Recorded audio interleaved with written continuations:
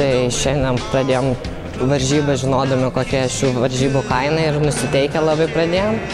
Nu, lyg viskas pradžioje ir sekėsi, viskas gerai, pirmą kėlinį gerai sužaidėm, įsivažiavom ir, manau, vertinu varžybas gerai, gal kažko ir trūko, ten gynybai, gal ir puolime truputį, bet iš esmės, jeigu 10-baliai sistemai, tai 8, tai 9 tai vertinčiau.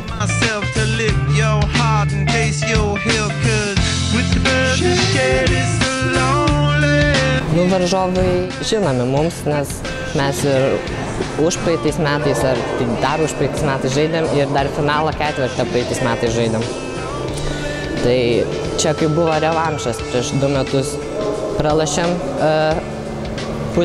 ketvirtfinalį, tai šį kartą norim atsirevanšuoti.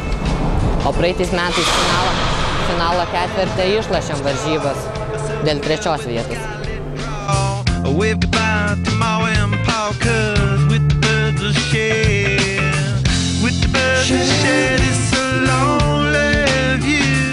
And with the birds of shed, it's a lonely view. Soft spoken with a broken jaw, step outside but not to brawl. And autumn sweet wind, call it fall, I'll make it to the moon if I have to crawl. And with the birds of shed, it's a lonely.